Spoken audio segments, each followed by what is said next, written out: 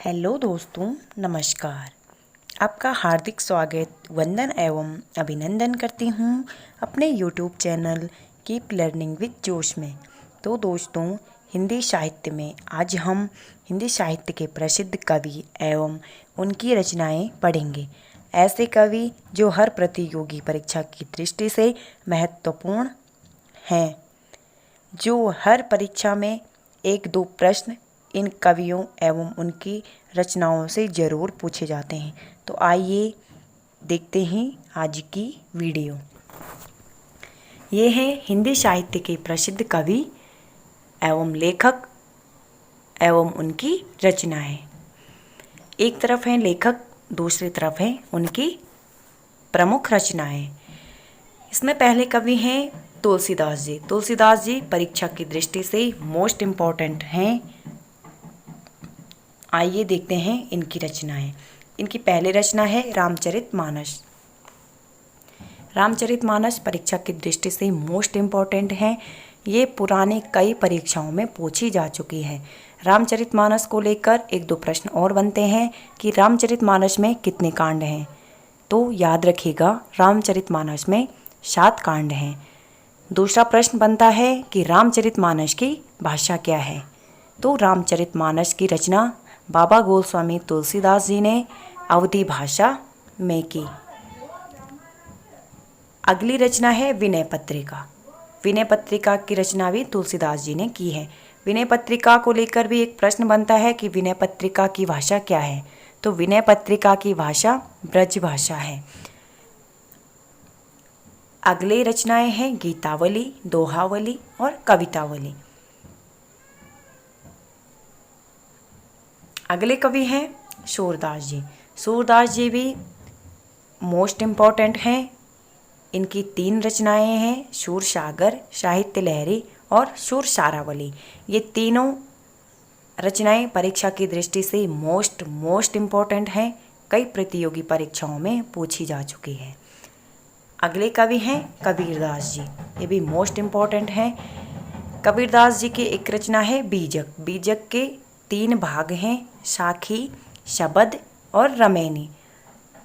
कई परीक्षाओं में पूछा जाता है बीजक के रचनाकार कौन है या कबीरदास जी की रचनाएं कौन कौन से हैं। तो ऑप्शन में दिया रहेगा, 4 ऑप्शन आते हैं, तो आपको अच्छे से पढ़ना है। कबीरदास जी के बारे में आप लोगों ने भी पढ़ा होगा या सुना होगा कि कबीरदास जी पढ़े लिखे नहीं थे। उन्होंने अपने बारे में स्वयं लिखा है, मसी कागद छुओ नहीं, कलम गयो नहीं हाथ। अब बात आती है कि कबीरदास जी अगर पढ़े लिखे नहीं थे तो उन्होंने ये रचनाएं कैसे लिखी। तो आप लोग ध्यान रखिएगा, कबीरदास जी के एक शिष्य थे धर्मदास जी। कबीरदास जी की जो वाणियाँ थी, उन्होंने जो अपने शिष्यों को, समाज को जो उपदेश दिए, उनके शिष्य धर्मदास जी ने उनका संग्रह किया बीजक में। और बीजक के जो 3 भाग हैं, साखी, शबद और रमैनी। कई परीक्षाओं में पूछा जाता है कि कबीर की वाणियों का संग्रह किसने किया। तो धर्मदास जी ने। अगले हैं मीराबाई जी। मीराबाई जी की कुछ रचनाएं हैं। इसमें पहली है राग गोविंद, दूसरा है गीत गोविंद की टीका, तीसरा है नरसिंह जी का मायरा। ये गीत गोविंद का टीका और नरसिंह जी का मायरा ये परीक्षा की दृष्टि से मोस्ट इम्पॉर्टेंट है, आप ध्यान रखिएगा। अगले कवि है 5वें रसखान जी। रसखान जी के बचपन का नाम सैयद इब्राहिम था। कई परीक्षाओं में पूछा जाता है कि रसखान जी के बचपन का नाम क्या था या सैयद इब्राहिम किसके बचपन का नाम था। तो आप याद रखिएगा, रसखान के बचपन का नाम सैयद इब्राहिम था। रसखान की कुछ रचनाएं हैं। इसमें पहला है प्रेम वाटिका। ये मोस्ट इम्पॉर्टेंट है, कई परीक्षाओं में पूछी जा चुकी है। दूसरी है सुजान रसखान और तीसरी है दान लीला। अगले कवि हैं 6वें नंबर पर रहीम या रहीमदास जी। ये भी मोस्ट इम्पॉर्टेंट है। रहीम के बचपन का नाम अब्दुल रहीम खान खाना था। रहीम के बचपन का नाम और रश खान जी के बचपन का नाम परीक्षाओं में खूब पूछा जाता है। तो आप ध्यान रखिएगा, रहीम के बचपन का नाम अब्दुल रहीम खान खाना था और रश खान के बचपन का नाम सैयद इब्राहिम था। कई बार इन दोनों में से एक प्रश्न ज़रूर बनता है तो बच्चे कंफ्यूज हो जाते हैं। रहीम की जगह रश खान और रश खान की जगह रहीम को टिक करते हैं। अब देखते हैं रहीमदास जी की रचनाएं। रहीमदास की एक रचना बहुत प्रसिद्ध है, रास पंचाध्याय। ये मोस्ट इम्पॉर्टेंट है, कई प्रतियोगी परीक्षाओं में पूछी गई है। अगली रचना है रहीम दोहावली, रहीम रत्नावली और बरवे नायिका भेद। इसमें रास पंचाध्यायी और बरवे नायिका भेद परीक्षा की दृष्टि से मोस्ट इम्पॉर्टेंट हैं, आप ध्यान रखिएगा।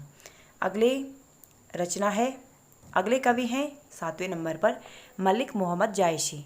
जायसी जी का नाम आपने सूफी काव्यधारा के अंतर्गत पढ़ा होगा कि मलिक मोहम्मद जायसी एक प्रसिद्ध कवि हैं। इनकी रचनाएं हैं पद्मावत। पद्मावत खूब परीक्षाओं में पूछा जाता है। पद्मावत की भाषा भी कई परीक्षाओं में पूछा जाता है। तो पद्मावत की रचना जायसी जी ने अवधी भाषा में की है। दूसरी रचना है अखरावट और तीसरी है आखिरी कलाम। अगले कवि है 8वें नंबर पर बिहारी जी। ये भी इम्पोर्टेंट हैं। बिहारी जी की एक रचना है बिहारी सतसई या सतसई।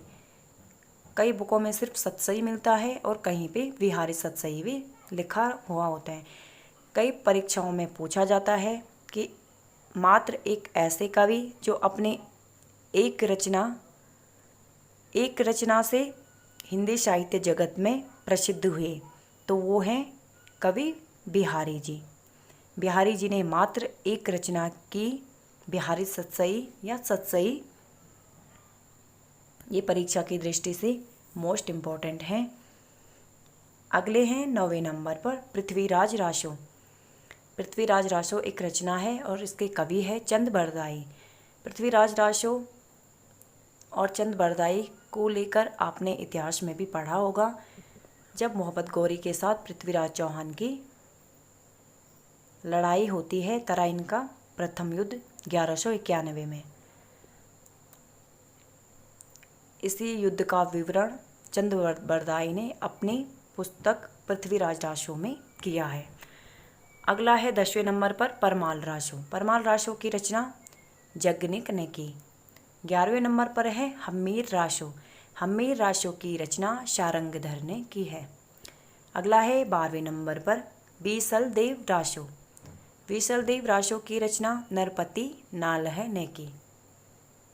बीसल देव रासो को याद करने की एक छोटी सी ट्रिक है कि बीसल देव के आगे है बीस और इसके जो रचयिता हैं नरपति नाल है, तो नरपति नाल के आगे है नर, तो बीसल देव से हम आगे से 20 लेंगे और नरपति से आगे से नर लेंगे तो हो जाएगा 20 नर।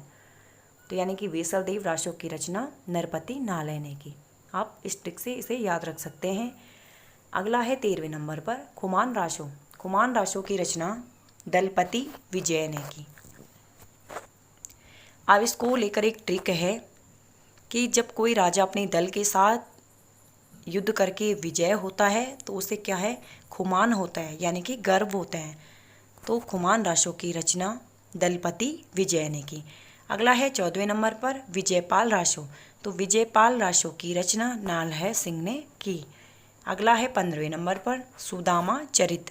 सुदामा चरित भी परीक्षा की दृष्टि से मोस्ट इम्पॉर्टेंट है, कई पुराने पेपरों में पूछा जा चुका है।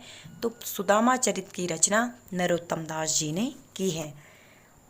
तो ये थे आज के कवि एवं उनकी प्रमुख रचनाएं।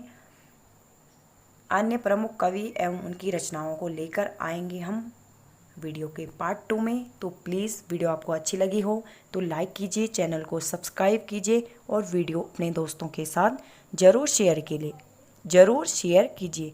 तो मिलते हैं एक नई वीडियो में।